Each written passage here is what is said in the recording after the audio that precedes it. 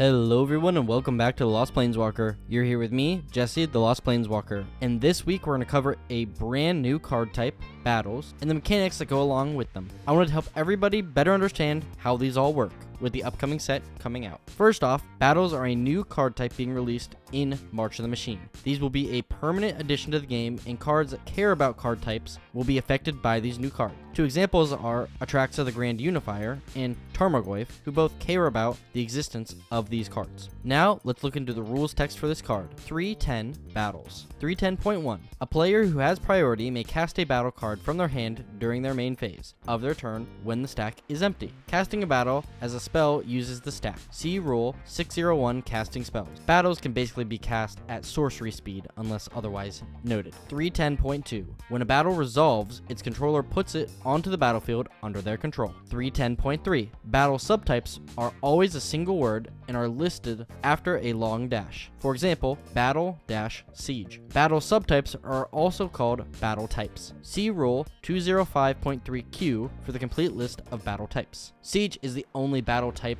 as of this recording, but more will probably be added in the future. 310.4. Defense is a characteristic that battles have. 310.4a. The defense of a battle card not on the battlefield is equal to the number printed on its lower right corner. 310.4b. A battle has the intrinsic ability. This permanent enters the battlefield with a number of defense counters on it equal to its printed defense number. This ability creates a replacement effect. See Rule 614.1c and 310.4c. The defense of a battle on the battlefield is equal to the number of defense counters on it. Because this is a type of counter, technically you could proliferate it if you are the one protecting the battle. That way your opponent takes longer to get it.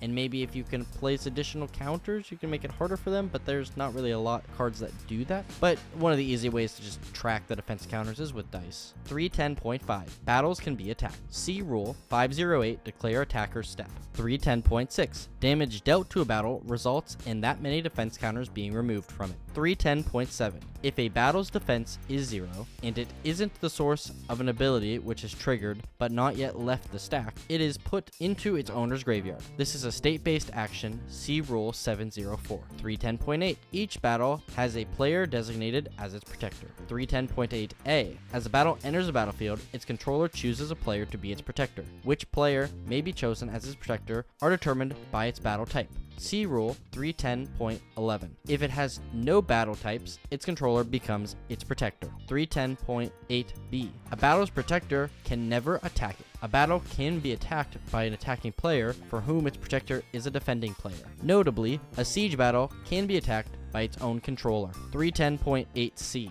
A battle's protector may block creatures attacking that battle with creatures they control. Creatures controlled by other players cannot block those attackers. 310.8d. If a battle's protector is a different player than its controller, all rules and effects that refer to the defending player relative to the battle that is being attacked refer to the battle's protector rather than its controller. See Rule 508.5.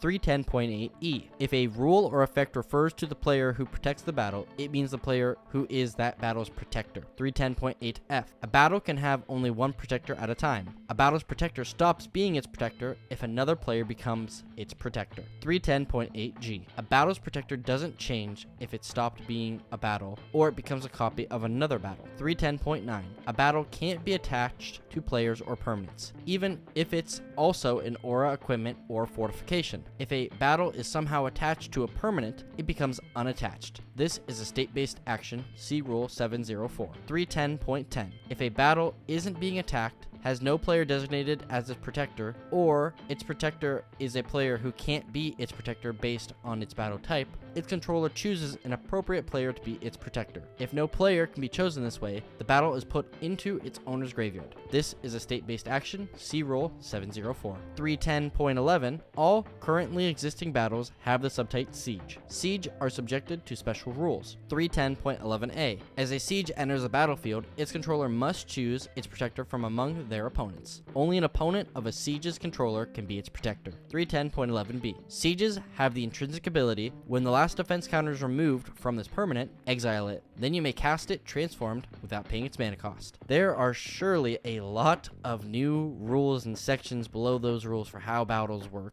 and I think they're doing that primarily to answer a lot of questions. It seems like they already have different battles created for maybe multiple sets ahead of us, so they're kind of laying out the groundwork now so they don't have to kind of teaching everybody how these all work. So to put it simply, as you cast a battle, which are all at this time sieges, you choose a player who is not yourself or the owner to be its protector. You then can attack the battle and the other player can protect it. Similar to a Planeswalker where you can choose to attack that instead of the player, and also all those sorts of trample effects do work like this. So if you trample over a creature, it will do the excess damage to the battle. And then once the battle is defeated or all of the defense counters are removed off of it, then it will transform, and the original owner will then take that card and flip it onto the battlefield. This was important, I thought, because when I first read it in the multiplayerness of Magic nowadays, I always thought, well, I mean, the person who defeats it should be its controller, but that is not the case. The player who casts the spell will always get the result back after the defense counters are removed for cards in the future. Battles are a new and exciting card type that have lots of potential for cards in the future. Now, let's take a look at some of the battles and some of the more interesting facts about them. First, unlike most keywords that I have featured in my videos on this channel, the distribution of cards in battles is pretty even between all the different card types. You don't have any one that really has a significant amount of battles more than the other. There is also currently 36 battles with 5 mythic rares, 11 rares, and 20 uncommons, and there are no common battles so far. To show off some of these battles, I'm going to start by looking at 2 of each rarity so you can kind of give an idea of what to expect. So starting off with uncommon, we have the Invasion of Azagul and the Invasion of Amonkhet. The Invasion of Azagul reads,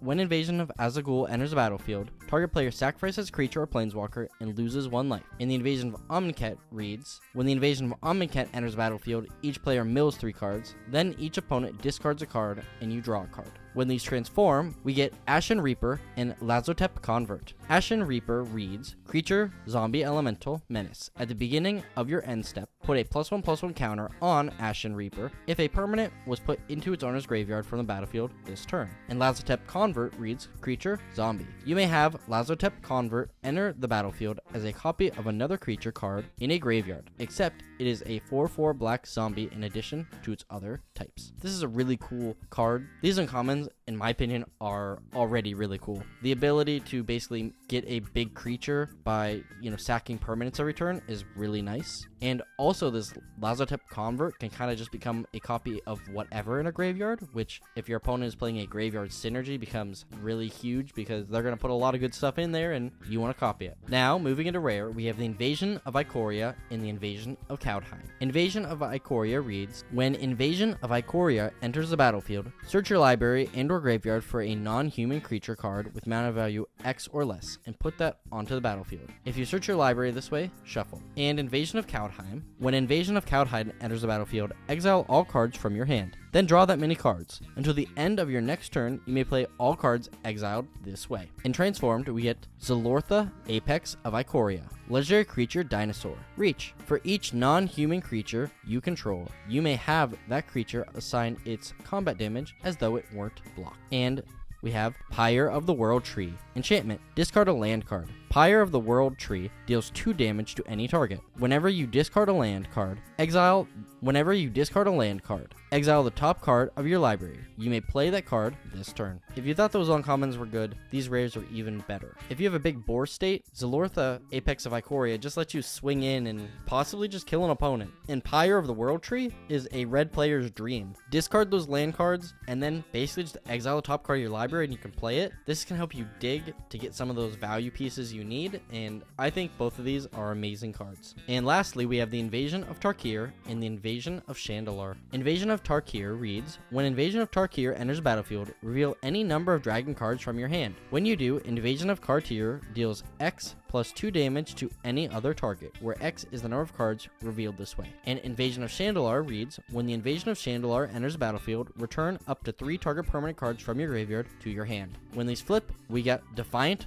Thundermaw, creature dragon, flying and trample. Whenever a dragon you control attacks, it deals 2 damage to any target. And Leyline Surge, enchantment. At the beginning of your upkeep, you may put a permanent card from your hand onto the battlefield. If I saw either of my opponents put this battle on me, I would do everything I could to stop them from flipping these cards. The mythics for these battle cards are extremely powerful. The effects you get from them are broken in my opinion. They're so well made, they're so well done. I think everybody's going to get really excited about battles and find ways to abuse them and really take advantage of this new card type. I mean, it's been a very long time since we got a new card type, and this is a really great way, I think, to do it. Now, this surely isn't the last time we'll see battles. From what it sounds like, they already have more expected in the future, and I'm excited to see when they come out. Well, thank you so much for watching. If you enjoyed, please consider subscribing. I'm nearly at 500 subscribers, and it would really mean a lot to me if you would help me out. I've been working really hard for the past 6 months, and if you would consider subscribing, it would mean the world to me. A like or comment down below would also be very much appreciated. And as always, I'll see you later, Planeswalkers.